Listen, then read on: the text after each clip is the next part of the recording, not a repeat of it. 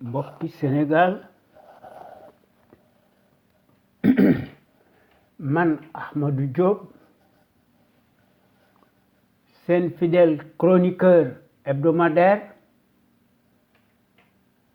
ak seen serviteur moo leen di nuyu ci sunu waxtaan wi ñu tuddee xew-xew réew mi ma leen koy defal bu soobee yàlla bu ma fi yàlla bàyyee bu leen fi yàlla bàyyee talaata bu nekk à partir de 17h GMT heure de Dakar soit 19h heure de Paris xam ngeen ko dutu leen ko jaawaatle ñu leen koy defal à travers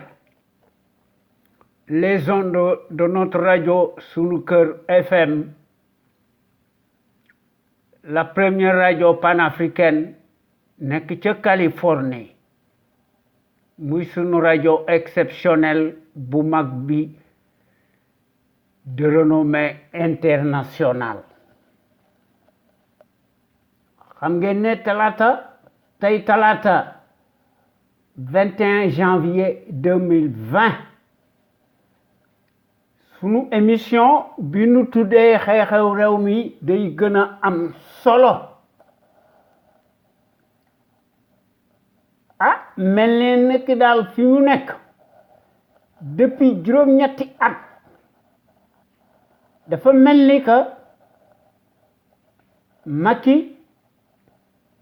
dafa doon sunu réew mi ci ndey ak ci baay dafa mel ni que ñun ñépp mu gën nu ak juddu moo gën a tekki dafa mel ni que sunu Sénégal gii appartient moo ko moom muy le lâche minable Macky Sall qui interdit tout, arrête par devers à tout vent tout ce qui distribue légitimement à la place publique des tracts contre la hausse du prix de l'électricité. Je l'avais déjà écrit et martelé de vive voix, audible et à maintes reprises, en toutes circonstances. loolu yàgg na ko wax ci sunu émission bi nu tuddee xew-xew réew mi. Nous sommes bien dans l'inquisition et dans une dictature totale qui tourne à plein régime et sans répit depuis malheureusement le triste, regrettable soir historique du 25 mars 2012 ba tey jii. Kon sommes-nous donc des maudits ou des carpes face à un lâche qui abuse dangereusement des moyens de l'État? Apparemment dafa mel ni que sunu masla bii qui n'a jamais sa raison d'être dafa mel ni que la résignation et le fatalisme sont synonymes de léthargie réactionnaire sur fond de couardise. Loolu kat moo fi nekk muy le monstre dit le label braqueur, menteur professionnel, profanateur, mécréant, franc-maçon mësta nekk messie. C'est un dictateur, c'est un tortionnaire un aventurier, un traître. ci loolu la masa nekk ndax ci manière aléatoire ci la nekk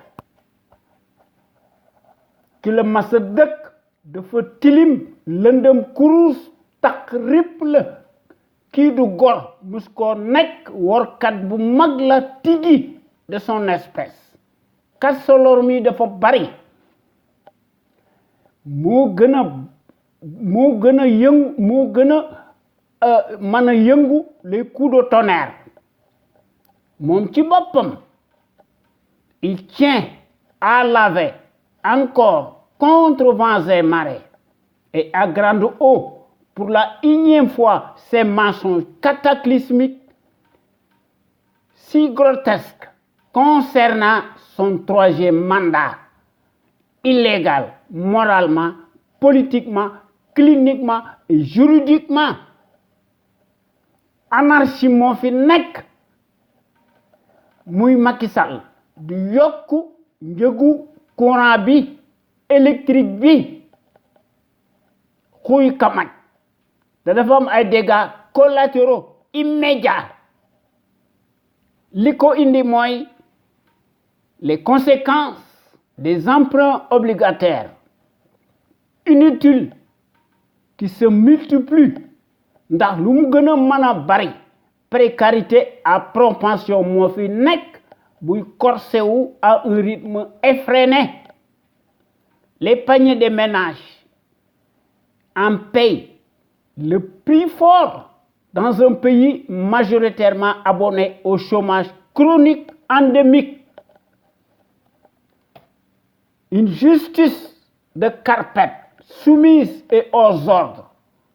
noppi la ñuy def s'écarte dangereusement de son chemin. Une justice qui obéit au doigt à l'œil du tyran ñoo nekk son jouet ndax ñoo nekk aux attaches du menteur professionnel waaye nag lu jiwoo jeexut jógu fi damay faral di wax ne en Afrique des faquins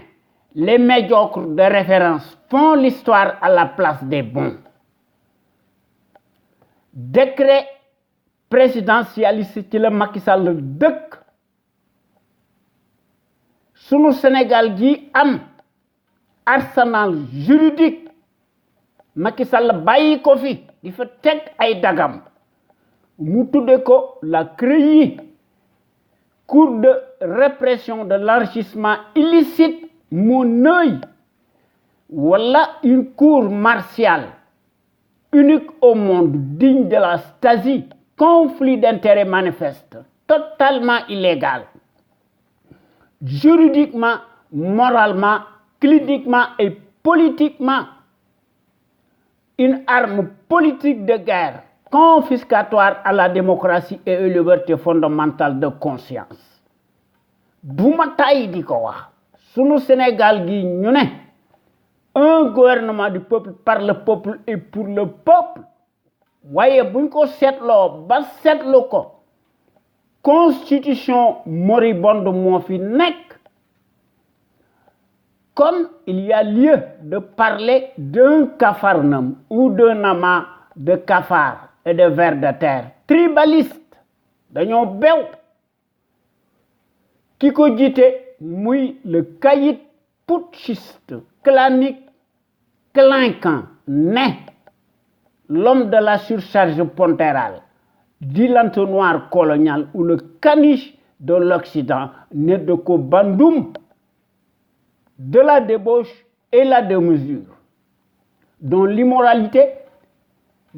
n'échappe plus au commun des mortels par sa lâcheté inégalable muy indi musiba ci sunu réew mi di teg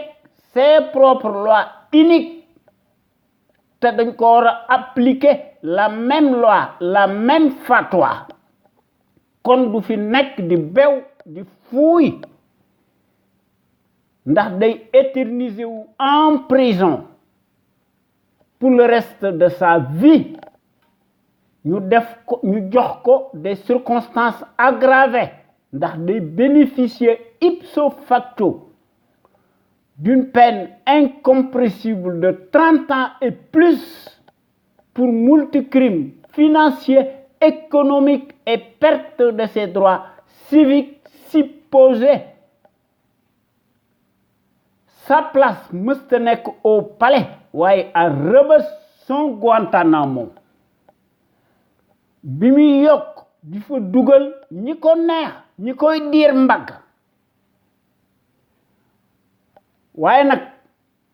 bala ñuy tàmbali sunu waxtaan wi comme d'habitude yéen waa Sénégal ak sénégalais ak sénégalaises yi nekk ca biir réew ma ak sénégalais ak sénégalaises yi nekk ci bitim réew ñu leen di tuddee les sénégalais de l'extérieur suñ jàmbaar yu mag yi noo ngi leen di nuyooti te di leen sargal te di leen gërëm ci déglu bi ngeen ñu déglu bàyyi seen yite yépp kon gàcce ngalama yéen waa Sénégal amu leen morom noo ngi jox njukkal aussi tous nos auditeurs ak auditrices góor ak jigéen mag ak ndaw fàttewuñu kenn te noo ngi leen di remercier ci seeni commentaire ndax loolu bokk na ci démocratie noo ngi jox njukkal aussi les meilleurs sentinelles ci Sénégal muy gor yi nga xam ne tanu bokk ci nga xam ne gor yi bu ñu dee def seen waxtaan ñu tuddee ko l'info autrement ñu koy def altine ak alxames à partir de 16h GMT heure du Sénégal gor yi duñu tàyyi ñu ciy def des rediffusions par des audios très audibles toute la semaine sans répit gor yi dañoo gis ne mbir mi c'est une question de fibre patriotique et de pédagogie gor yi dañuy mettre en lumière les mystifications du label d'un menteur professionnel profanateur mécréant franc-maçon dafa bew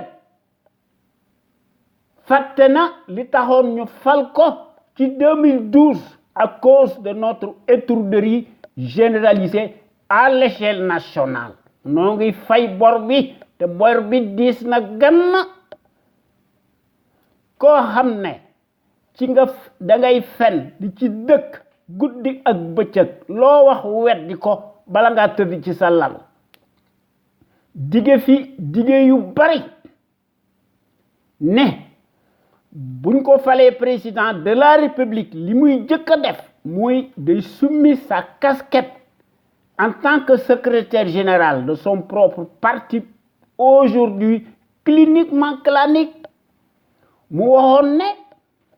day jëlee mandat présidentiel am de 7 à 5 ans defu ci dara ba dara booloo jeex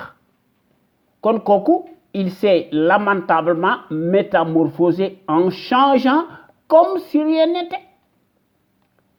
kooku mooy le minable kleptocrate des horloges agitateur traître teigneux amul benn mérite amul benn scrupule amul benn lueur d'humilité peu ou prou xam na ko mënu ko couvrir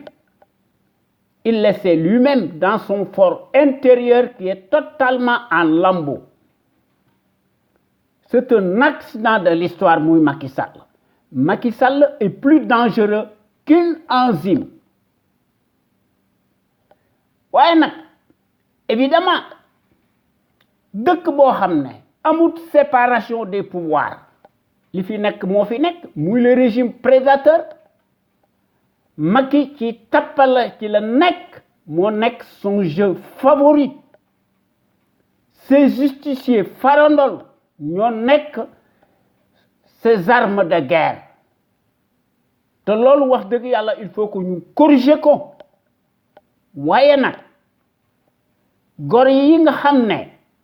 ñooy wax à travers les ondes de notre radio sunu kër la première radio panafricaine nekk ca Californie bu ñu paree ci seen waxtaan samedi bu nekk dañuy tollanti ñu indi beneen waxtaan ñu tuddee ko en toute objectivité loolu doyut ñu indi beneen waxtaan tollanti dimanche bu nekk ñu ci indi seeni réflexion remarquable ak seeni analyse pertinente ñuy wax ci sunu dëkk bi ndax sunu dëkk bi jëm ci kanam sunu dëkk bi yilif boppam lépp lu muy def ko ci coobaray boppam gor yi di ko wax à travers les ondes de notre radio sunu kër FM la première radio panafricaine nekk ca Californie muy sunu radio exceptionnelle bu mag bi de renommée internationale ñun ñi nga xam ne ñoo nekk ci conscience patriotique pour le changement xam sa réew jëriñ sa réew bëgg sa réew jëriñ sa réew li nga xam ne daal moonu yitteel te moonu war a yitteel ñu delloo siwaat fi un état régalien ñu indi fi un contre-pouvoir libre indépendant et souverain ñu man fee restaurer waat fi un état de droit boo xam ne dafa tumuranke nga xam ne citoyens yi ak citoyennes yi buñ gisee loo xam ne dafa ñaaw dañuy tardel suñu réew mi ñu bind ko te du mën a am une épée de Damoclès muy peser wu ci seeni bopp tant que di ñun fi l'article 80 bidon li fi nekk rek moo fi nekk sans la liberté kenn mënta tabax dara lu jag waaye malheureusement kii nga xam ne moo fi nekk dige fi dige yu bari ndax dige bor la waaye moom ci ay fen la koy gisee kooku mooy Macky Sall dit l'envoyé spécial colonial en Afrique attitré et accrédité à Dakar waaye depuis 8 ans ëpp na li nga xam ne daal moo fi nekk lëjul ñu wit c'est la République de la canaillerie et des scandales une dictature qui tourne plus que jamais à plein régime belle pagaille intégralement négationniste d'apartheid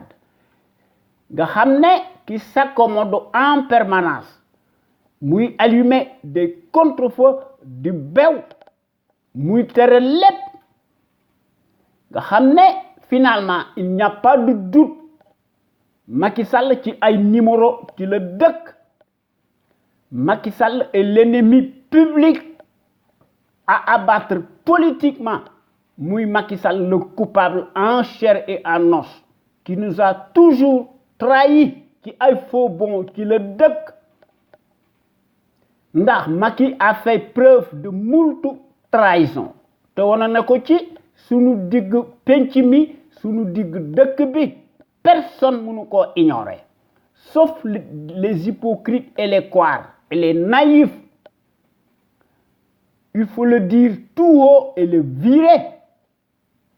que Macky se le tienne pour dit nga xam ne li nga xam ne kenn mus koo nangul Abdou Diouf kenn mus koo nangul Abdoulaye Wade moom la ñu nangul le pantouflard muy la pègre de service de naissance en l'occurrence Macky Sall du haut de son ignorance totale sur un état régalien Macky a nommé plus qu'un village entier ak son clan mu teg ko ci ay tappale kooku mbirum fascisme la te day gis ne ci xam-xamam bu gàtt ndax amut xam-xam ndax une norme la koy gisee et sa bande d'ouailles alignés perdent la tête par l'euphorie du pouvoir usurier nga xam ne Aliou Sall fu na la nekk maire de Guédiawaye plusieurs casquettes la am entre administrateur de plusieurs sociétés d'écran prête-nom bu Macky Sall la mu am Sahel Aviation ci États-Unis ci pétrole bi ak ci gaz bi mu créé ay société bidon nga xam ne mooy l'entonnoir de Macky Sall Aliou Sall se promène librement, digère sa proie, muy le Mongol, dans les eaux troubles de la paire. Ndax Aliou Sall mi ngi gérer des milliers de francs de francs CFA, constructeur la, conflit d'intérêt la, loolu wax dëgg yàlla ñaaw na. République bananière des rapines cartélisées des chiffonniers en bande organisée moom lañ fi gis. Une politique confiscatoire à la démocratie, contre-productive, antinomique à nos valeurs. Fi mu nekk Macky dafa tàggoo ak sagoom. Macky n'excelle que par l'abondance des invectives cataclysmiques. waaye nag ay dagam ñoo nekk des insulteurs acclamés ndax dañoo nekk des fauteurs de troubles à l'ordre public ay comploteurs menteurs lañu professionnels profanateurs mécréants francs-maçons s'accaparent de tout confisquent la démocratie les libertés fondamentales de conscience si ñu ngi siphonner toute l'économie sénégalaise tournée à l'extérieur loolu mooy l'émergence coloniale nga xam ne Macky ci loolu la nekk muy wax ne dialogue boo xam ne ñi ngay dialogal doo leen déglu da ngay def li leen neex Macky di piocher à tout vent sans discontinuer muy dekkal les vieux schémas décriés compatibles nga xam ne ci ay combine mu ci def des marchandages de piètre qualité lim ci jublu mooy mu man cee am des arrière-pensées politiques de caniveau te loolu ñun ñi nga xam ne ñoo nekk ci CPC bokkut ak suñu gis-gis de la démocratie et nous le disons tout haut à voix audible sunu Sénégal gi dafa mas a nekk un grand pays historique au point de vue du savoir pluriel et de la morale éternelle en puissance waaye la Serbie bi s'en fout de tout ci njariñu boppam rek ci la nekk ak ñi ko yilif ndax day occulter la dépendance dynamique coloniale Macky Sall est le champion de la rupture aléatoire et de la corruption Macky Sall moo mas a nekk un archétype boo xam ne dafa mas a nekk le chantre du népotisme et de la pagaille une certaine presse se déchaînait hier pour un oui, pour un non et de façon péremptoire, abusive même sur l'ancien régime qui en avait nécessairement pour son grade était traité de tous les anathèmes du monde, de tous les péchés. Curieusement, la même affluence répugnante change radicalement sa peau, waaye garde sa nature ndax day crypter les discours du label menteur professionnel profanateur mécréant franc-maçon ndax Macky Sall ci loolu la nekk ndax day gën a yokk ndax day briser les consciences abîmées yoonam nekku ci. La même servilité change de tonalité et de sémantique et parle de gros morceaux su Macky Sall di géré te presse boobu nga xam ne accroupi nga xam ne c'est des minables ñoom it ndax ñoom it kenn demul ñu des ñoom dañuy daganal la corruption te corruption crime la. Le président monarque prédateur nga xam ne dafa am caisse boo xam ne à sa disposition caisse blanche toll na ci plus de 120 milliards te kooku c'est unique dans le monde Macky di légaliser di autoriser ndax mooy actionner ndax mooy sponsoriser la corruption par-dessus tout et par devers sunu constitution moribonde bi te nekku ko dañ ko importer jëggaani ko alors que borom xam-xam yi ñi ngi nekk fi dafa am malgré son caractère pervers et idyllique manam moo nuy tardel kooku mbirum hypocrisie la ndax système de corruption massive moo fi nekk ndax sunu Sénégal gi wax dëgg yàlla il faut que njubbanti ko te loolu buñ ko defut dañuy gën a dellu ginnaaw ndax Macky ne s'est jamais assagi d'un pouce d'un iota bu ñu compter mukk sur le suffrage universaliste n'est que du vent autant que nous utiliser d'autres paramètres distincts des cirques électoraux lu foog suñu fi bëggee instaurer un état régalien de droit avec une justice libre, souveraine et indépendante nga xam ne par rapport au pouvoir de l'exécutif loolu wax dëgg yàlla buñ ko defut dañuy gën a tardé ay nag ci Afrique des prédateurs pantins serviles qui sont sous tutelle coloniale dañuy agir en ciel ouvert en toute impunité ndax dañuy légaliser ouvertement les vieux schémas décriés yoo xam ne dafa am des mécanismes confiscatoires qui sont synonymes d'escroquerie et de banditisme te ñoom dañuy gis ne dafa war a nekk une norme moo tax sunu Sénégal gi jël ndaara rek ci la nekk ndax Macky ci loolu la nekk da daan tàgg le nazisme monétaire muy le franc CFA waaye bi pënd wuree gis nanu ndax l'éco ak franc CFA bi benn la blanc bonnet la ak blanc bonnet waaye nag Macky ci loolu la mas a nekk ndax daf ko mas a tàgg waaye ñun ñi nga xam ne ñoo nekk ci conscience patriotique pour le changement xam sa réew bëgg sa réew jëriñ sa réew ñu gën ñoo xam ci sous l'acronyme CPC noo ngi dingat bu baax ci sunu digg penc mi di lank kandaare ba tëdd ci suuf la gestion népotique et gabégique du Sénégal par un parti politique, une coalition de partis et une famille te noo ngi dingat l'accaparement des ressources du Sénégal par une seule famille paresseuse piccatique Macky jox à son clan des postes de haute stratégie nga xam ne mbir moomu buñ ko seetloo ba seetlu ko corporatisme ethnique la indigne sans éthique ni équité mu takk leen dombay tànk yu kowe dans toutes les structures de l'État comme si les compétences et les expériences bidons des CV de Ramassi se mesurent scandaleusement et exclusivement à l'aune des mêmes patronymes particuliers, visibles, bien sonnants, kooku mooy la conviction surréaliste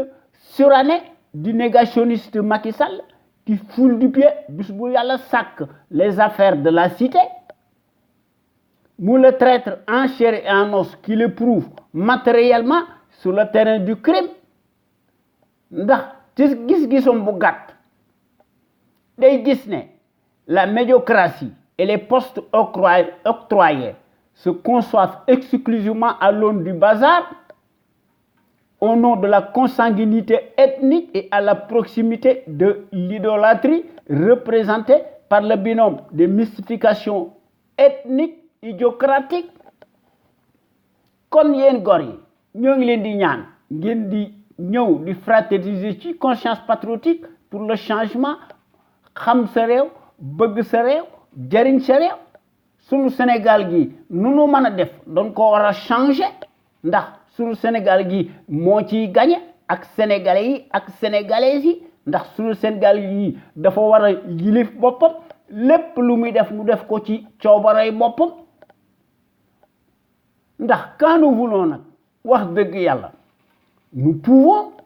changer radicalement suñu réew mi dans le sens des progrès ensemble tout est possible toutes les ressources humaines mi ngi fi jàngkat yi ñi ngi fi experts yi ñi ngi fi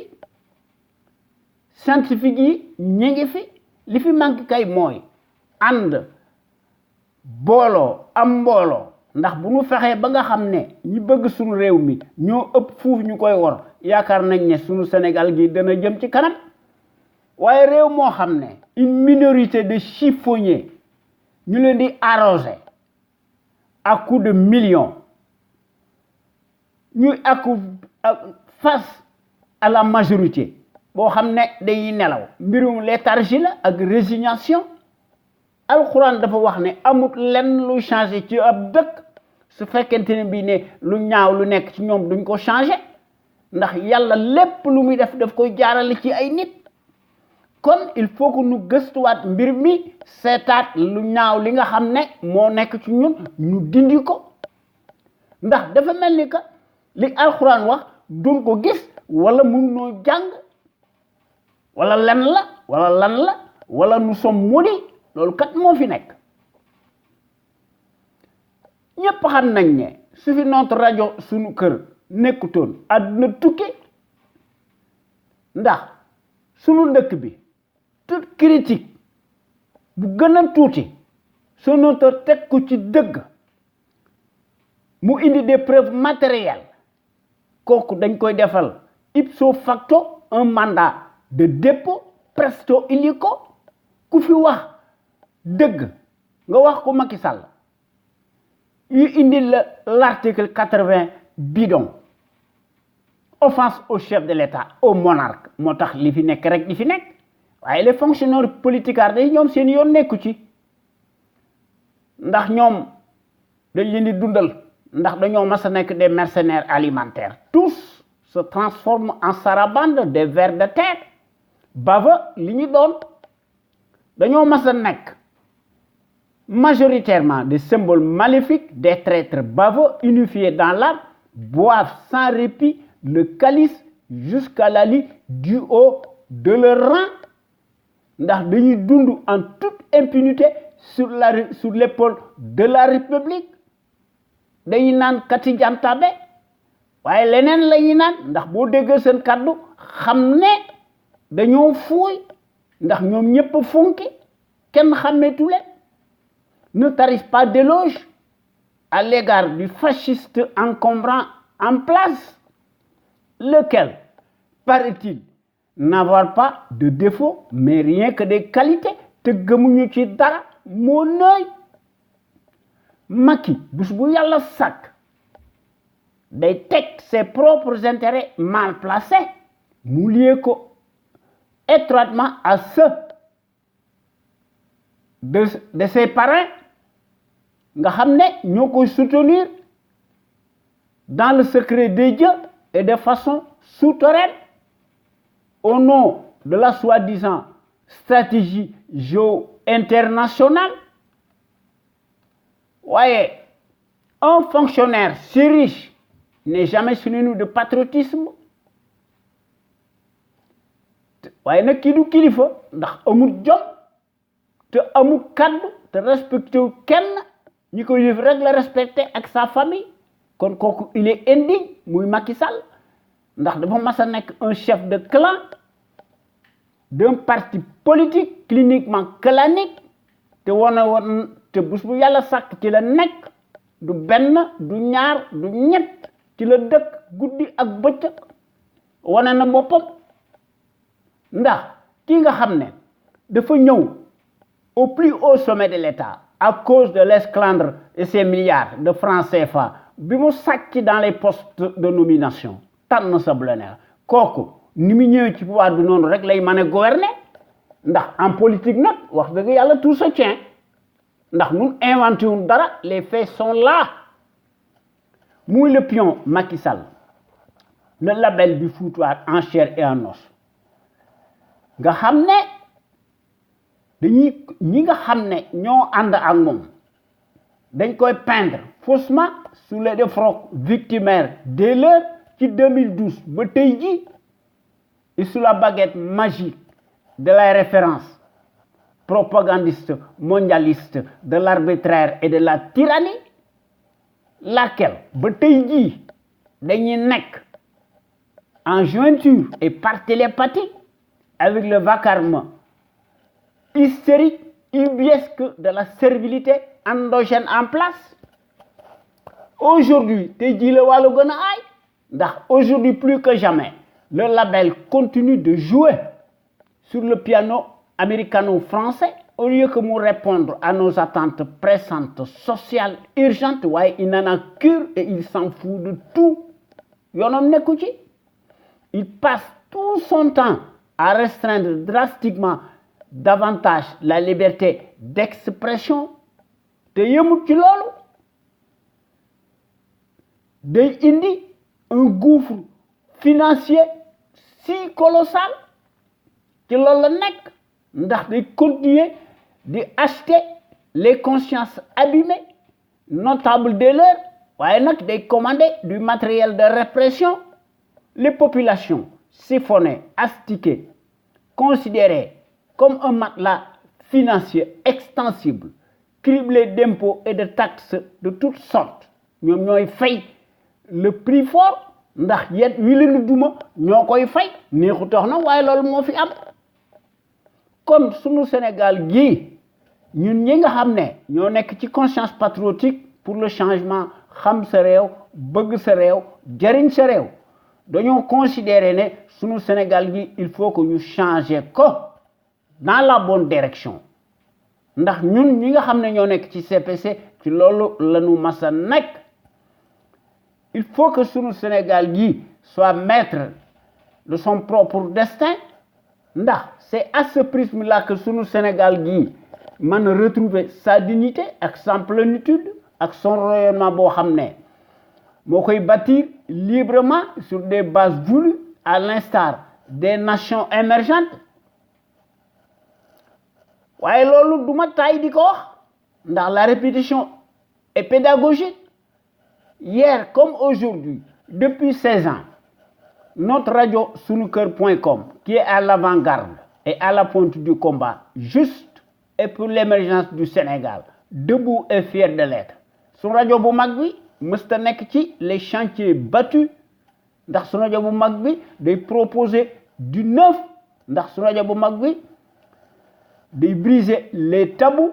ndax son radio bu mag bi day innover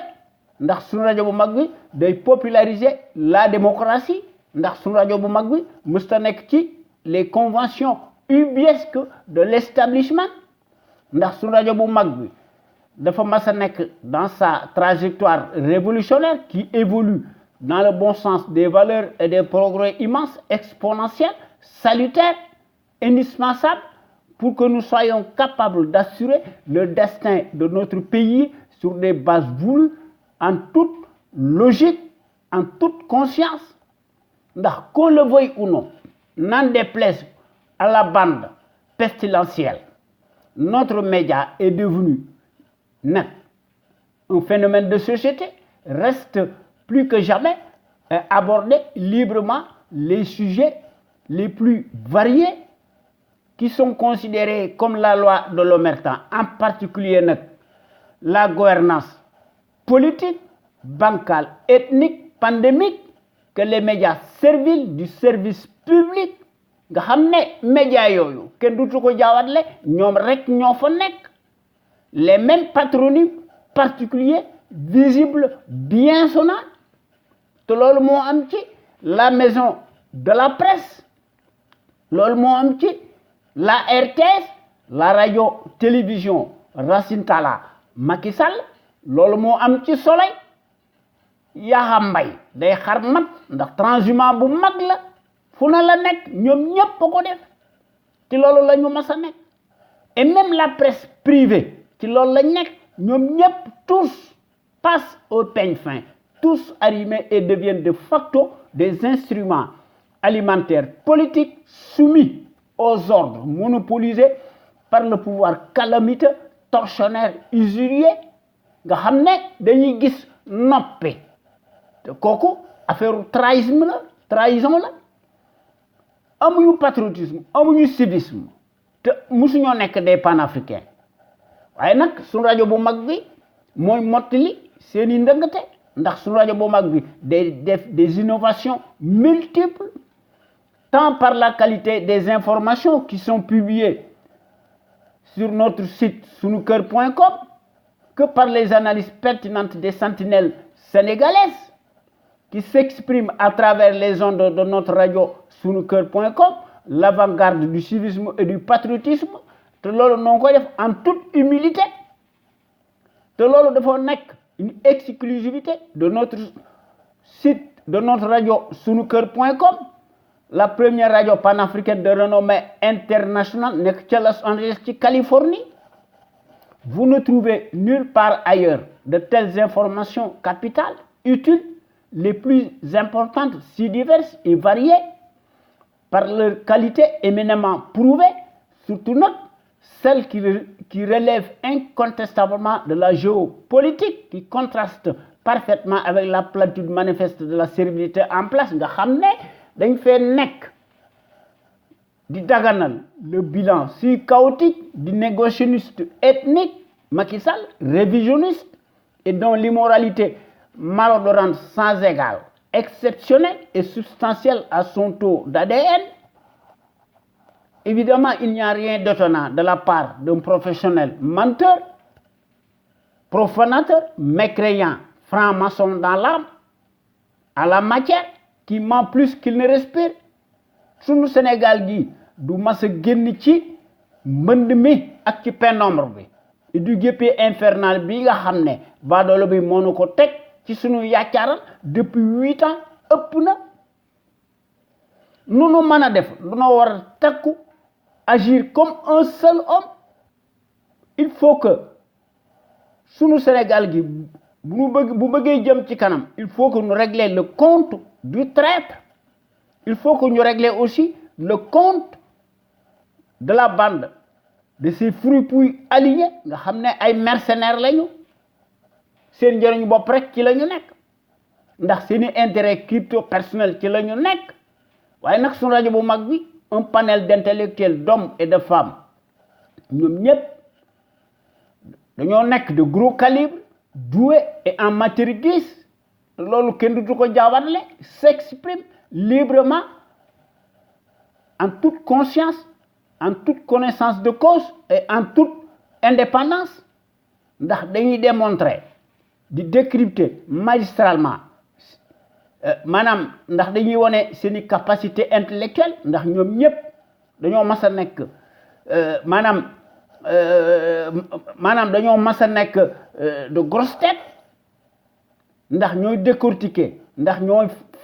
font part de leur analyse avérée sur les produits toxiques, chimiques, notamment les faits divers scientifiques, sanitaires, sociaux, religieux et politiques, sans oublier les incivilités patentes dont sont coupables les politiciens véreux qui ont manifestement failli à leur mission régalienne ndax dañoo ubbi di gën a ubbeeti la boîte de Pandore à certains citoyens égarés par leur manque de conscience, se soulagent publiquement et piteusement aux abords des bâtiments. Loolu moo tax ñu nekk ci seeni anarchie ndax lépp loo xam ne ñoom ñi ngi koy def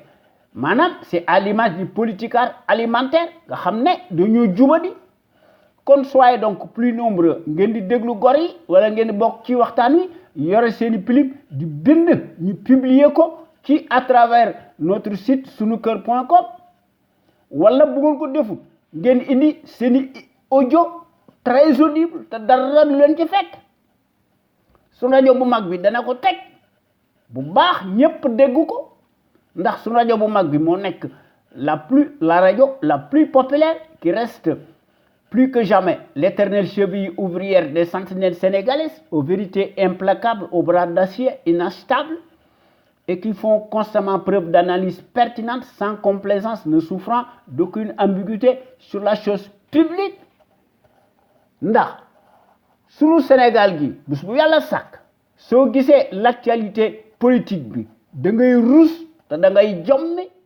ndax actualité politique bi day senn te day siit du ñu xam fa la ñuy commencé ak fa la ñuy teeral dañuy seet li nga xam ne mënuñu ko ñàkk bañ wax ñu wax ko ndax bu ñu bëgg a wax lépp nag duñ ci génn kon ñun ñi nga xam ne ñoo nekk ci CPC suñu principe daal mooy fexe ba unir rassembler autant de patriotes sénégalais autour de Ndeye Alkema pour cela nag il faut que ñun ñëpp ñu indi ci suñuy détermination ñu indi ci patriotisme ñu indi ci civisme ku ne indi ci sa xalaat bu rafet ñun ñëpp booloo nekk benn am mbooloo ñu indi ci démocratie participative li nga xam ne mooy jën wu mag bi muy la clé de voûte maanaam la volonté politique de chaque sénégalais ak sénégalaise ndax sunu Sénégal gi mën a nekk le phare de la démocratie ndax plein développement économique politique militaire financier am fi ñu jox moyens yu takku sunu soldat si ndax ku lay dimbali day ëmb sa sandal ay nag jàngkat bu mag bi nga xam ne moo fi nekkoon nga xam ne téeréem du jeex du xaaj muy Cheikh Anta Diop le visionnaire hors pair l'éternelle figure de proue charismatique de gros calibre homme d'honneur le kamit panafricain l'égyptologue scientifique le plus élevé de tous les temps waaye baadoolo yi ñoom duñ ko xool dañuy bëgg ku leen di yilif leen ngalaat ñu yore seeni accord de défense yoo xam ne les élites de Pakouti yi larbinisé dañ ci am seen njariñ ñi nga xam ne ñoo leen koy dictel aussi ñoom it seen njariñ ci la ñu nekk ndax mbir mi affaire addu kalpe la pays yi nga xam ne dañoo am fayda du ñu signé mukk des accords de défense waaye nag Afrique francophone en particulier ci loolu la ñu nekk muy l'Afrique francophone le précaré colonial golo di bay babu du dule Cheikh Anta Diop li mu waxoon defu ci kenn defu ci dara ndax amuñu ay élite ay baadoola lañ am ay traître ndax Cheikh Anta dafa mas wax ne l'Afrique doit opter pour une politique de développement scientifique et intellectuel et y mettre le prix. Sa vulnérabilité excessive des 5 derniers siècles est la conséquence d'une déficience technique. Le développement intellectuel est le moyen le plus sûr de faire cesser le chantage, les brimades, les humiliations. L'Afrique peut redevenir un centre d'initiative et de décision scientifique au lieu de croire qu'elle est condamnée à rester l'appendice, le champ d'expansion économique des pays développés. waaye baadoolo yi seen yoon nekku ci te loolu gis nañ ko ci la singularité affreuse du paysage de l'échiquier politique sénégalais nga xam ne dañuy offenser en permanence tout le peuple ndax ci seeni platitude manifeste ci la ñu nekk musuñoo nekk des intellos c'est des incultes qui se travestissent transhument se transvasent piteusement, véritablement en abrutis dévergondés d'un camp à l'autre à chaque magistrature obliquée carambouilleuse. N'est que les symboles de la tartufferie nauséabonde, c'est un intérêt crypto-personnel, maintenant c'est une promotion sociale indue, donc c'est un xam-xam bu gàtt ñu koy def à la mesure de leur immoralité de bas étage nga xam ne bés bu yàlla sàkk dañuy changer constamment c'est trajectoire ñu koy def en fonction des rétributions financières selon la météo du moment waaye li nga xam ne moo ci nekk dëkk boo xam ne amul presse bu baax li fi nekk rek moo fay nekk ndax une presse dafa war a jouer son rôle d'avant-garde waaye une certaine servilité très locale seen wax démb bari woon na waaye tey dañoo noppi ñoom ñëpp dañoo nekk des moutonniers tondus dociles ñuy yalwaan di xar mat mel ni ay dëm dañoo jëfu ndax dañoo tàggoo ak seen sago nekkuñu kilifa moo tax baadaloo bi xamal leen loolu di leen neexal ñuy tàqamtiku di yalwaan te baadaloo bi nga xam ne lim leen di sarax daf koy sàcc dans la caisse blanche loolu kat moo fi nekk du ma tay di ko la dépendance financière de la presse est une réelle menace à la démocratie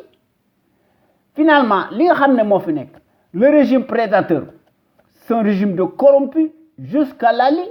amuñu benn moralité peu ou prou surtout la presse affreuse affluente par son abondance nauséabonde une presse pantouflarde affamée par des visions pourries de la tête aux pieds ñuy naan ñuy laaj pitance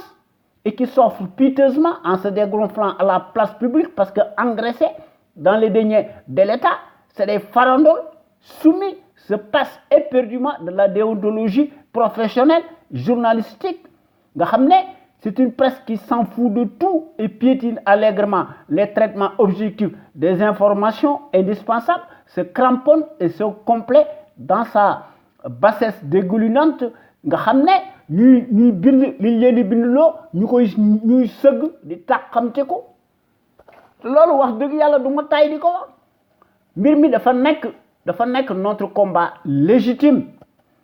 Il faut que nous réformions impérativement le régime présidentiel prédateur, autoritaire, et nous remplacer par un régime parlementaire plus juste, plus équitable et beaucoup plus démocratique. Un coup d'épée dans l'eau. Il faut que nous travaillions sur le Sénégal de manière qu'il soit dynamique, nous unifions des principes démocratiques et des institutions fortes, inviolables, respectées par des patriotes sénégalais et sénégalaises imbus de la fibre d'honneur. Si nous voulons une gouvernance irréprochable et un état de droit, vous faites un régime parlementaire. Le président de la République est un symbole, comme l'Italie a fait, comme la Tunisie a fait, comme l'Allemagne a fait, comme l'Allemagne a fait. Nous devons copier, de copier la 5e République. Finalement, pour toutes ces raisons, il faut que sur le Sénégal, nous défions une véritable gouvernance politique, économique, saine, transparente, financière, attentive. Nous sommes les seuls intérêts nationaux incessibles de la nation sénégalaise légitime pour toutes ces raisons. Il faut que nous ayons sur nous de véritables sentinelles sénégalaises impartiales, charismatiques. Finalement, de manière qu'elles soient en mesure de créer une impulsion dynamique, pérenne. Cela étant dit, il faut que nous cultivions le patriotisme, la démocratie, la justice sociale, l'éthique, l'équité, l'unité nationale, la sécurité, sans lesquelles dara du mën a xew. Waaye ñun ñi nga xam ne ñoo nekk ci CPC maanaam nekk ci conscience patriotique pour le changement xam sa réew bëgg sa réew jariñ sa réew ñun de ci loolu la ñu mas a nekk ndax dañoo taxaw temm ndax ñu mën a rehausser l'étendard de nos valeurs. Pour cela nag nous devons nous inspirer et puiser dans le trésor inestimable de nos valeurs hommes d'honneur nga xam ne jàngkat yu mag lañu soufi des hommes d'honneur ñoo tëdd ci suñu digg dëkk bi te dañoo maandu ñu jàngale seen xam-xam ci suñu université yi suñu collège yi suñu daara yi ak suñu école primaire yi te bu ñu fàttee aussi suñu jàmbaar ju mag ji muy Lat Dior Ngoné Latyr Diop, l'homme de la résistance armée, notre héros national qui combattit farouchement l'armada coloniale pendant 24 ans malgré la supériorité numérique matérielle des envahisseurs. Ndax Lat Dior Ngoné Latyr Diop dafa verser son sang est marqué d'une empreinte digitale toute sa vie, à livrer des combats acharnés sans merci nga xam ne combat yu metti face à l'armada du colonialisme repoussant. Ndax Lat Dior Ngoné Latyr Diop, notre héros national, dafa tomber sur le champ de l'honneur, les armes à la main, à la bataille de Derklé le jeudi 27 octobre 1886 qui Derklé avec 2 de ses enfants majeurs qui Thiendella Niabass ak Sakhewar Niabass et beaucoup de ses guerriers redoutables, ils laissèrent leur vie ci seenu njàmbarte nga muy combat bu metti boobu nga xam ne la bataille historique de Lat Dior ci nekk ci Derklé yal na leen yàlla xare àjjana amiin waaye nag day du ma taay di ko wax de démb day dans l'histoire du Sénégal n'importe qui daal ne pouvait pas prétendre le titre de Damel waaye ci jamono jooju daal pour nga nekk Damel il fallait avoir l'esprit du sacrifice et la capacité de résistance nga war a subir des épreuves d'endurance combat yu metti nga xam ne nga war a combattre aussi sur le terrain des hostilités te Lat Dior Ngoné Latyr Diop loolu la defoon te contre Damel Madiodio son cousin ndax tubaab bi ñoo leen daan fengale waaye aujourd'hui plus que jamais bi nga xamanteni bi dans les temps modernes la plupart de nos soi-disant présidentialistes de pacotille des rapides ñom ñep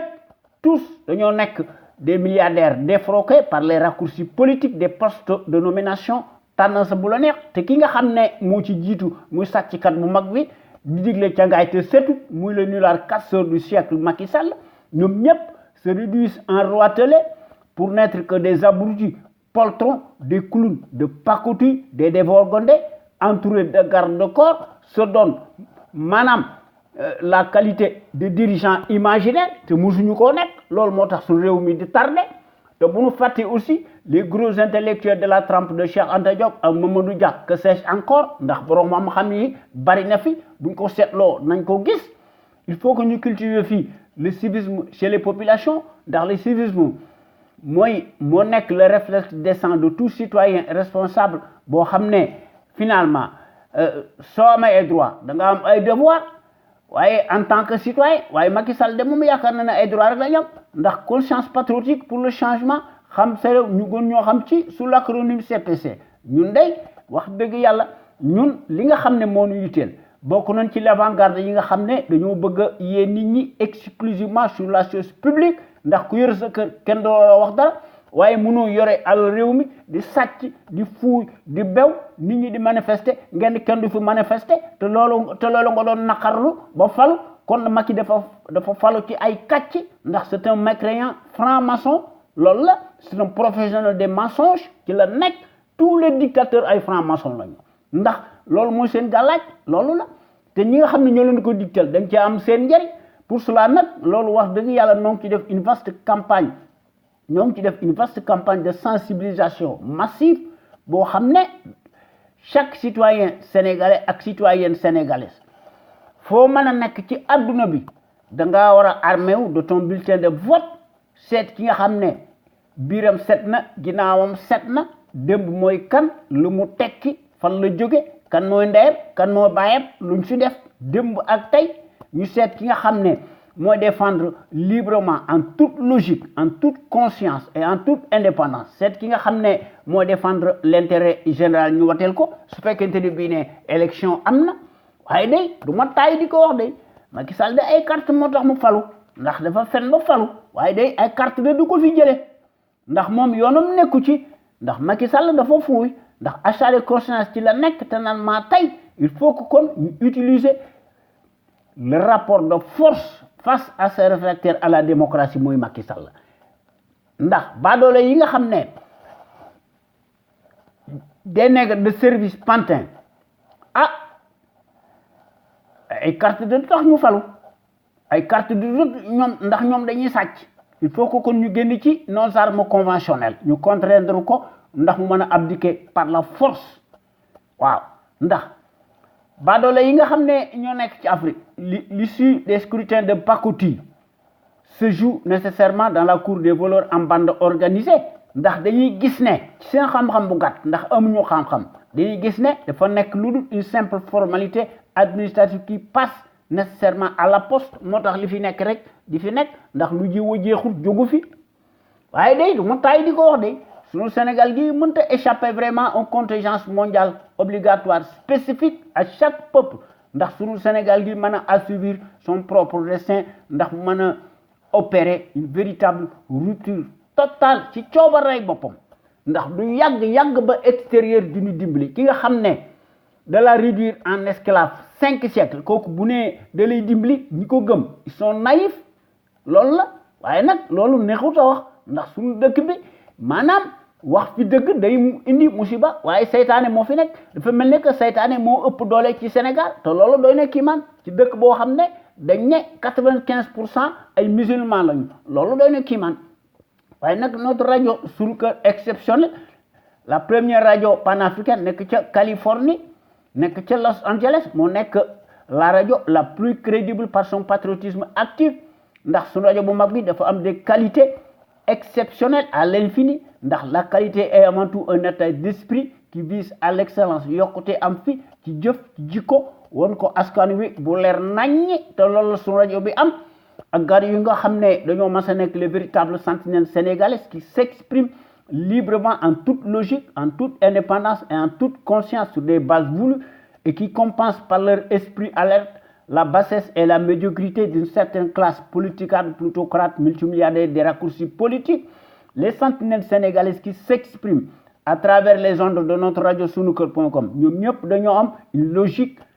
patriotique, nationaliste bien placée qu'elle distille peu à peu dans les consciences sénégalaises pour que sunu Sénégal aille de l'avant, ndax sunu Sénégal gi top ci sur la trajectoire des grandes nations émergentes nga xamné ku len togn ñu digalé ko ak yow bam sap waye nak lolu jaxalun ci sunu radio bi sunu radio bu mag bi ndax sunu radio bu mag bi quant à elle historiquement et présentement elle est la référence exemplaire et à la différence d'une certaine servilité achetable de référence s'accommode mécaniquement et historiquement par la désinformation et la manipulation, n'agit qu'au doigt et à l'œil du régime capitulaire négationniste et de son chef valet, menteur professionnel, profanateur, nègre de service, franc-maçon, en place Mouy Macky Sall, l'autocrate. Et notre radio sunuker.com, fidèle à elle-même, dans sa ligne éditoriale qu'on lui connaît, reste plus que jamais le rempart de la démocratie réelle qui porte par excellence la marque du support médiatique sénégalais, le plus libre pour son indépendance plausible par rapport à un exécutif corrompu, juge et parti, impulsif et qui dicte sa propre loi arbitraire au nom de la tyrannie pour faire taire toute voix discordante des opinions libres. Ndax sentinelle sénégalais libre dañoo libre ndax ñoo nek fi ñu nek ndax ñoy wax ci kaw et publiquement ce que les minables politicards pensent tout bas par leur insuffisance criarde ndax ci guerre lañuy dund ndax dañoo tayel ñu sukk di ram di talal seeni keul face à ce nulard médiocre le corrompu corrupteur nga xamné lim leen di sarax daf koy sacc dans la caisse blanche motax li fi nek rek di fi nek ndax gor yi nga xamné ñoy wax à travers les ondes de notre radio sunuker.com nek ñu fi rek di sanni ay xeet war di wax li leen neex ndax bus bu yalla sak dañuy proposer des solutions concrètes pérennes durables et tangibles ndax ñu mën fay créer nak un véritable Sénégal émergent totalement opposé à celui des menteries inflationnistes fascistes ndax sentinelle sénégalais ci ñoo nek fi ñu nek ndax ñoom ñëpp dañoo nek à l'endroit amu ci kenn ko xamné am nga ben complexe lu néew ko bari ndax ñoom ñëpp dañoo am un savoir-faire un savoir-être un savoir productif actif yoo xam ne wax dëgg yàlla kenn mënu ko weddi kon nag tey nanu wax ci sunu temu tey bi maanaam sunu temu tey bi mooy Wade Macky le géniteur et le traître tribaliste waaye dafa mel ni que am na ñoo xam ne bu ndee wax ci politique bu Sénégal dañ ko réduire ci Abdoulaye Wade comme si Abdoulaye Wade moom rek moom fi mas a nekk comme moom rek moo indi li fi nekk te ñenn ñi dañuy yekk musiba Abdoulaye Wade waaye quand il s'agit de Macky ah c'est du plume day dañ koy seetaat maanaam day descendre d'un degré waaw ndax ñemewuñ li ñuy wax maanaam en Afrique des nègres de service interposés l'aliénation culturelle ayant le dessus sur les consciences altérées la morale colonialiste veut que la culture de la trahison soit source de rigueur et de pédagogie, de promotion sociale politique pour le bonheur et la jouissance des traîtres, des références médiocres, satellites, pantins, tribalistes, pro-coloniaux. Lolu kat mo fi nek leneen nekku fi ndax tubaab bi dañoo gis ne pour avoir le résultat escompté et pour cause madame les sorciers invisibles qui tirent par derrière les ficelles agissent dans le secret des dieux et de façon souterraine et par leurs propres médias interposés. Intervertissent les rôles de sorte que l'antagonisme abyssal entre les géniteurs et les traîtres des ritournelles tourne nécessairement en boucle et en faveur de ces derniers, et qu'il faille même leur accorder des circonstances atténuantes pour leur donner un caractère légitime, cynique de perte de qualité. Loolu kat moo fi nekk te loolu gis nañ ko ci Macky, c'est-à-dire dañuy mettre l'un contre l'autre avant nga xam ne dañ ko def pour en tirer le maximum de profit et de manière pérenne. te loolu c'est bien le cas entre Wade ak Macky, ndax Macky ak Wade du benn. Waaw du benn. li nga xam ne te loolu doon ci indi suñu expertise maanaam lu nu mën a wax maanaam le premier pour commencer ci Abdoulaye Wade, c'est-à-dire Wade dafa séjourner dafa def ay séjour plusieurs fois en prison sans répit et s'est farouchement opposé durant 26 ans et à couteau tiré contre le pouvoir tyrannique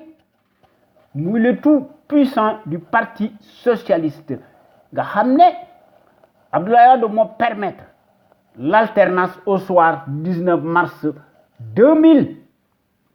te loolu ce n'est ni Senghor évidemment, encore moins Abdou Diouf à qui on a donné le pouvoir sur un plateau d'or,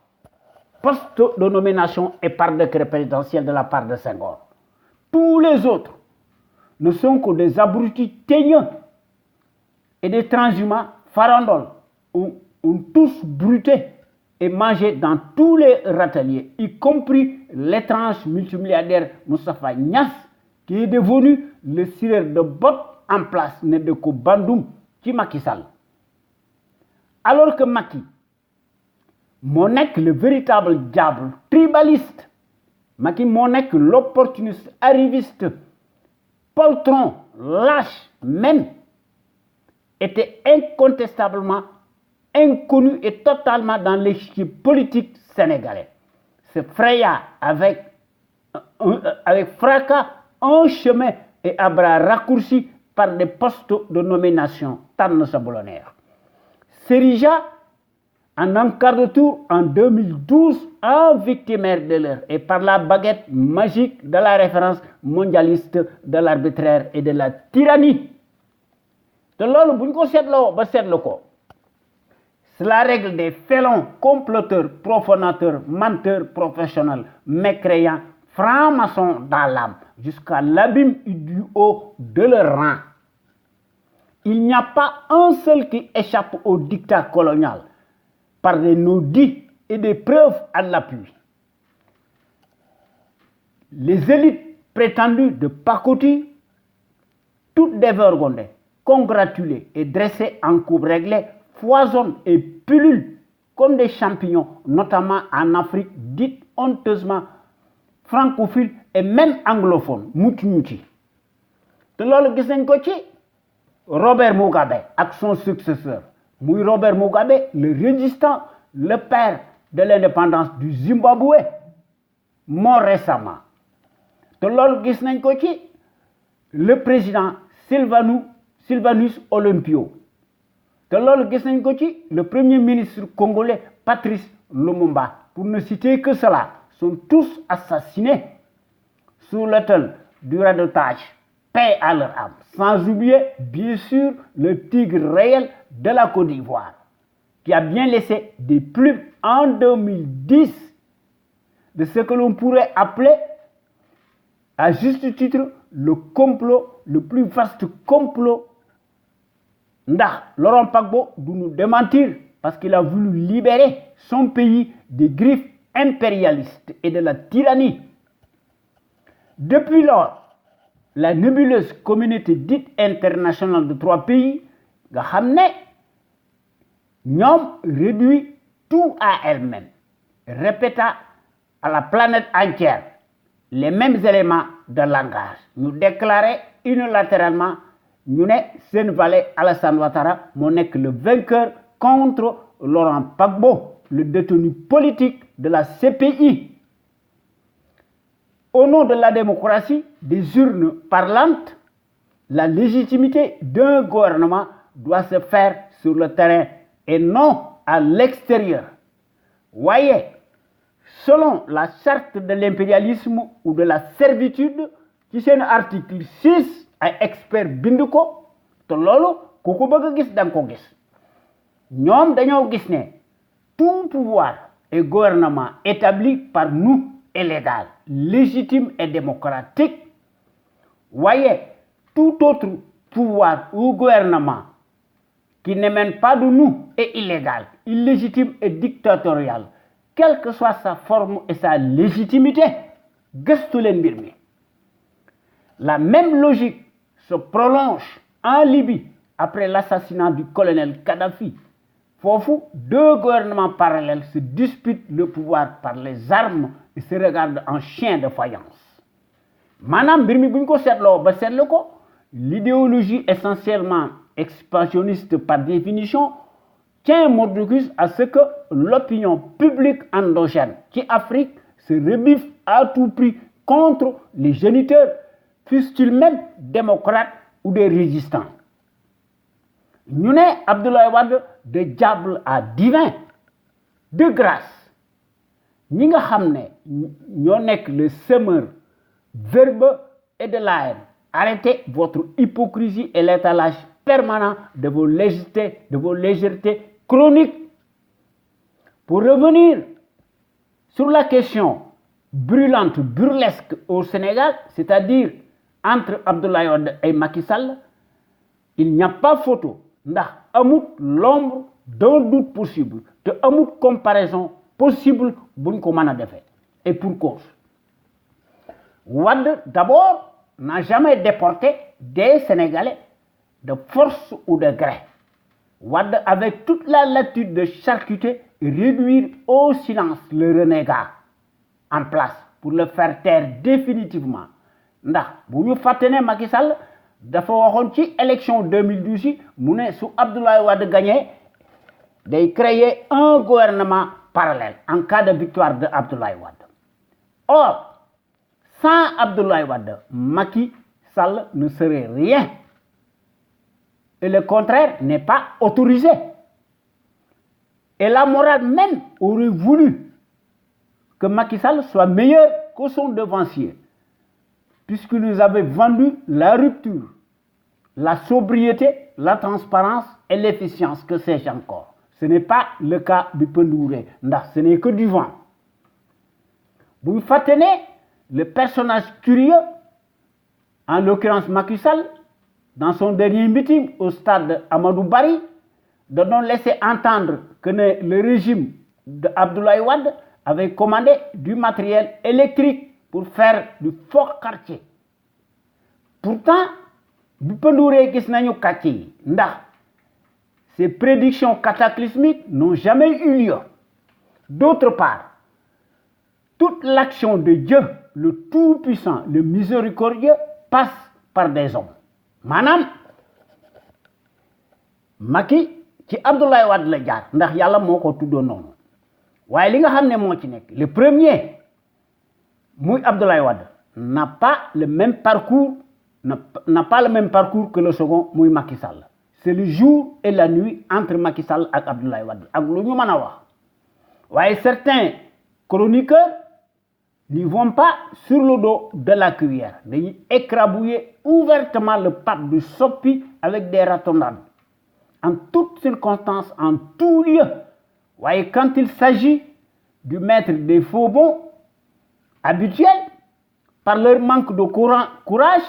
ils mesurent ndax dañuy tempérer seeni écrit ak seeni parole ndax descendre d'un degré leur taux d'adrénaline. Est-ce à dire que Wade est un démocrate? En tout cas, moi personnellement, je le crois. Maanaam te loolu am nañ ci ay preuves ndax barki démb la soldatesque Waffen au service de Macky Sall dañoo arrêté des citoyens ndax citoyens yi dañ doon distribuer lu dul des tracts contre la hausse du prix de l'électricité. te loolu bu ñu ko seetloo ba seetlu ko c'est une déclaration de guerre, un abus de pouvoir, une dictature digne d'un banditisme, d'un régime calamiteux, chaotique et aux abois en totale déliquescence. Où se croit-il, Madame Macky Sall? Est-il oublié au point de s'autoriser tout en abusant dangereusement des moyens de l'État? Serait-il là si on lui avait appliqué la même fatwa, la même loi? Tu wolof Njaay dafa wax ne lu def waxu lu ay di njàmbat waaye Macky loolu da koy tere day def ba pare ne noppi leen kooku dictateur moo koy def ku amul kersa ku amul empathie ci sam réew ku fuuy noonu ngay defee. Comme nous n'avons pas d'autre choix que de déboulonner l'aventurier, le guignol, le symbole maléfique de la régression. Nous devons bruyamment, nous devons contre le malfrat. Après quoi, nous recevons le régime parlementaire qui s'imposera ipso facto pour nous béguer sur le réumi de Kanam. Il n'y a pas d'autre alternative possible face à un tyran impassible. La Tunisie a radicalement changé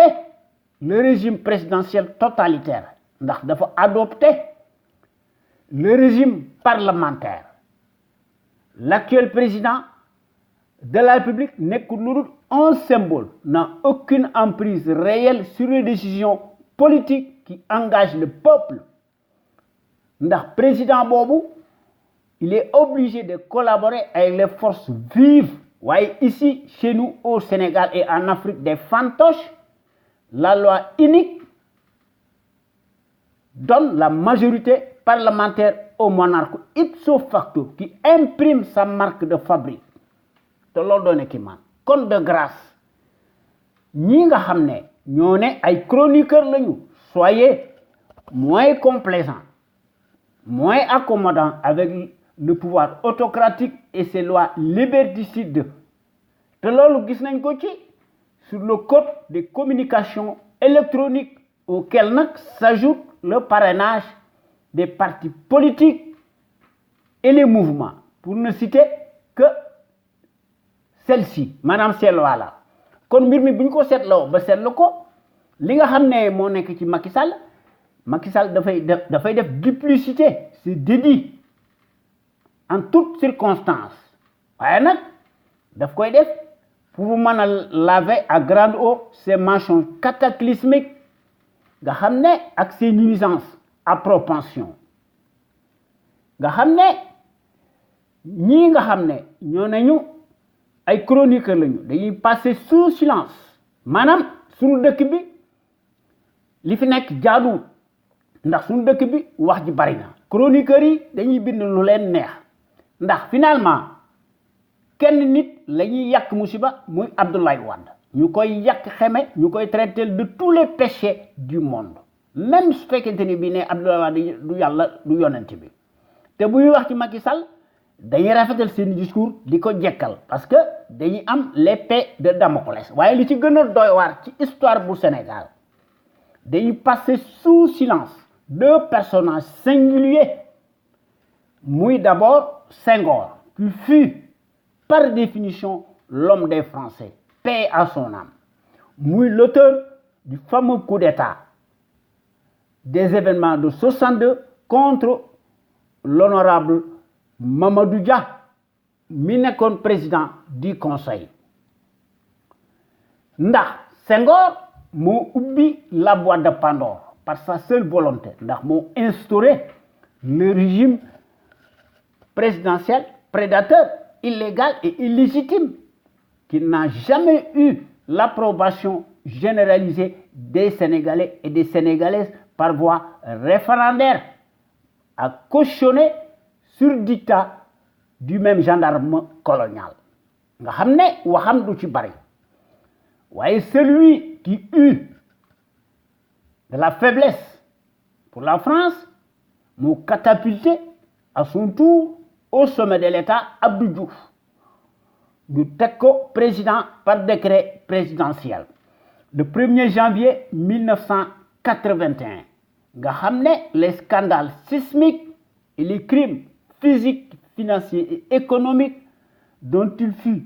comptable devant l'histoire ont jalonné et entraîné la chute de son magistère de corrompu en mars 2000 à la suite des plans structurels de la Banque mondiale et du FMI waaye Macky Sall indiwaat na ko kon entre Abdoulaye Wade ak Macky du benn. Et la machine toxique de la référence propagandiste mondialiste de l'arbitraire et de la tyrannie interposée qui se fait faiseur de roi et d'opinion, laquelle ba tey jii day nekk en jointure avec le label endogène en farine par la baguette magique tout le Sénégal nga xam ne dañ leen a grigé woon par seeni étourderie massive généralisée à l'échelle nationale nga xam ne dañoo élire un aventurier de grand chemin muy Macky Sall grâce à l'esclandre de ces milliards de francs CFA sortis de terre on ne sait où et comment. Et pourtant, le personnage curieux se transformant peu à peu en tourniquet durant sa campagne électorale promettait dur comme fer à qui voulait l'entendre qu'il ne mettrait jamais sa famille dans la gestion de l'État. En rajouter qu'il réduirait son mandat présidentiel de 7 à 5 ans. waaye bi penduuree curieusement à quelques encablures de la consultation muy le fameux référendum concerné wut son mandat en cours kon kooku fen na maanaam Macky Sall himself en chair et en os dans une interview en date du 26 janvier 2016 au journal français L'Express et dont les propos étaient recueillis textuellement par le journaliste écrivain Vincent Hugo. Macky Sall doon martelé ne aucun pays au monde même le Sénégal n'est à l'abri d'un attentat kon kooku da doon mettre en avant en substance en filigrane en surfant sur la thématique terroriste alors que tey jii ak démb le ciel sénégalais est dégagé de toute terreur terroriste en toutes circonstances. Voyez, comme pour donner des gaz supplémentaires dans la foulée et sur la question brûlante, journaliste bi Vincent Hugo laaj Macky Sall, vous avez promis de ramener la durée du mandat du chef de l'État dont celui en cours de 7 à 5 ans. Tiendrez-vous parole? Macky ne ko absolument. Il y aura bien sûr en 2017 un référendum constitutionnel dont je donnerai la date précise dans les prochains jours, puis un scrutin présidentiel au début de 2017. Voyez, la suite est connue, passe comme une lettre à la poste, et j'en passe. Voyez, li nga xam ne moo ci nekk, hélas, beaucoup d'eau a coulé depuis sous les ponts, car la parole libre se rétrécit davantage qu'il ne l'était hier en d'autres cieux. Maanaam, la promotion sociale crescendo de toute sa famille biologique, paresseuse et manifestement à l'abri de tout besoin réel, ndax dañuy bénéficier des largesses indues et pour preuve Macky da leen a jox des postes taillés sur mesure dans toutes les structures de haut niveau que compte l'État du Sénégal. Puis, plus qu'un village entier portant les mêmes patronymes particuliers, visibles et bien sonnants, y compris les interdictions burlesques et les trahisons multiples qui se corsent à l'appel, à tout vent et à ciel ouvert, avec son lot incessant d'arrestations massives pour un oui ou pour un non, et sous le sceau de la lâcheté pour cause de troubles à l'ordre public, soi-disant à l'ordre public, qui consiste à utiliser par devers et la justice et la police de façon disproportionnée pour régler des comptes personnels avec des adversaires politiques dont le seul tort qui lorgnent légitimement le siège convoité. Ainsi, pour dire la vérité des faits accablants établis, jamais dans l'histoire du Sénégal, malgré le tapage médiatico-politique à tambour battant, on a vu on n'a jamais vu autant de scandales, de crimes massifs, crapuleux, de fabricants, de trafiquants de drogue et de fabricants de billets de faux et des billets de faux et des billets de banque et de faux billets de banque qui a des dérives spectaculaires infinies agencées les unes aux autres nga xam ne kenn mësu ko élucider et sous l'autel de la rengaine et de l'impunité te loolu non ko gis lu dul que sous le règne d'un régime le plus scandaleux et son écosystème clanique visiblement d'apartheid muy Macky Sall ne doo ko bandoum. Or jusqu'ici les auteurs ou le commanditaire des assassinats de Bassirou Faye Touré au port de Dakar, Fatou Matar Ndiaye, Fallou Sène, que sais-je encore, pour ne citer que cela. Commanditaires yooyu ak auteurs yooyu ak seeni auteurs xam nañ leen waaye court étrangement ndax ñi ngi circuler en toute tranquillité et en toute impunité. Compte tenu de cette liste si macabre et non exhaustive, une commission d'enquête parlementaire en bonne et due forme rigoureuse devrait avoir lieu. Nga xam ne de ce qu'il est convenu d'appeler avec euphémisme un véritable crime contre l'humanité pour situer les responsabilités des uns et des autres afin de les juger à la place publique et les mettre en prison et sous bonne garde. Peut-on alors parler d'une démocratie absolue comme le dit le pantin fantoche Macky Sall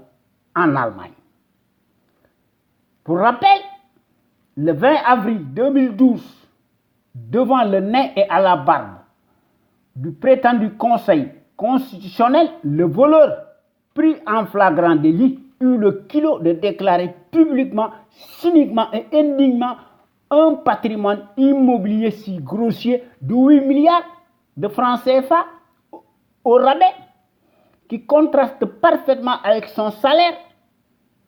Ndax Macky en avait fait de même pour sa femme Mariam Faye, laquelle est présumée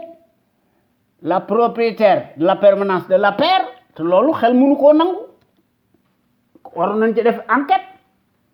waaye comme on dit les mêmes causes irréfrégables reproduisent nécessairement les mêmes effets nocifs ndax en Afrique le pouvoir est une affaire de famille et de clan. Pour ce faire, sous la bienveillance active du monarque, celle que l'on surnomme la première dame, Mariam Faye, qui n'a aucun poste reconnu par la Constitution, n'est qu'un symbole. Elle doit créer sa structure bidon et sous le sceau de l'association Servir le Sénégal pour se servir elle-même et son mari à des fins bassement politiques et dont le but inavoué est de transvaser par la ruse les deniers de l'État à travers des mécanismes totalement obscurs, lëndëm kurus. Ana procureur yi, ana juge yi, noppi nañu, un État régalien amu fi, séparation du pouvoir amu fi, démocratie amu fi, dictature moo fi nekk. Pour couronner le tout, les esclandres scabreux, Madame ArcelorMittal, le jackpot, père et fils, ou l'argent russe qui éclabousse le Salgate auquel s'y greffe davantage, entre autres, l'affaire Prodac, Kimbaïna, Omar Anne, Aloy Sall, le plastique, le mongolien, le crocodile, Fumounek. Il digère sa proie dans les eaux troubles de la paire, sans oublier Abdoulaye Sylla, Cheikh Kanté, le guichet automatique ou l'exubérant docteur guitariste de charme et ses casseroles et ses ratonnades à couper le souffle. C'est ça la rupture sobre, transparente, vertueuse et efficiente. il n'y a nullement l'ombre d'une exemplarité palpable, mais plutôt d'un surréalisme décapant sur fond de trahison multiples et de banditisme organisé de la part de Macky Sall. Un tel ignare de son rang, catapulté par effraction au pouvoir, n'est ni compétent, ni vertueux, ni un dirigeant altruiste et influent. Sa platitude en dit long sur son incapacité manifeste, mortifère, méconnaît totalement la notion d'État et les arcanes de l'administration. Macky n'est pas sérieux parce qu'il est méprisant, arrogant, condescendant, suffisant et versatile, réduit tout à sa personne, n'a jamais inspiré la confiance du peuple qu'il gouverne contre sa volonté, confond sciemment la gestion de l'État comme un bien unipersonnel.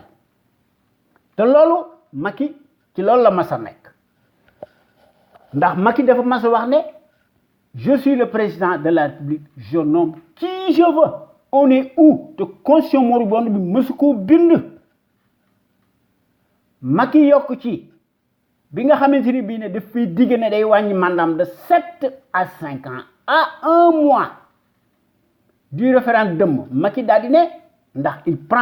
il avait pris les devants mu ne personne ne peut lui tordre les bras. Ci 2012 mu accordé une interview à Jeune Afrique nga xam ne finalement journal boobu Macky lu mu ciy wax da koy jënd waaw Macky doon wax ne il vaut mieux ne rien dire et cacher son patrimoine. Bref, je me passerai de la parodie et référendaire des législatives en juillet 2017 et surtout la présidentielle de la comédie électorale de 2019 n'était rien d'autre qu'un coup d'État permanent parmi tant d'autres, validé par des observateurs douteux, et ce, sous la bienveillance et la caution de la dite communauté soi-disant internationale de 3 pays, lesquels réduisent tout à eux, ignorent les 187 pays et les relèguent au second plan. Qui peut parler de moralité, de droiture ou d'un État régalien ou de séparation du pouvoir avec des institutions libres et indépendantes par rapport au chef de l'exécutif autoritaire et indigne dirigé par Macky Sall? Amut. Pendant ce temps, hélas, pour amuser la galerie, on se focalise exclusivement sur le vieux en termes d'âge, mais pas dans son esprit. Et ndax Abdoulaye Wade a la faculté mentale bien féconde, plus que même ceux qui s'autorisent présidentialistes. Le régime fasciste, pour se défausser et se décharger, surtout alimente l'inutile débat, allume des contre-feux sur lesquels surfent certains chroniqueurs diviseurs en mal de publicité et de prestige dont l'objectif est de buzzer. Nga xam ne ci vacarme démesuré ci la ñu nekk ndax ñenn ñi dañuy mélanger tout pour semer expressément la zizanie et la discorde, et ce par la mécanique de la rhétorique des charniers de mensonges. De grâce, évitez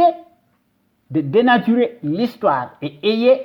la courtoisie et la sagesse de l'écrire tel que nous l'avons vu et vécu,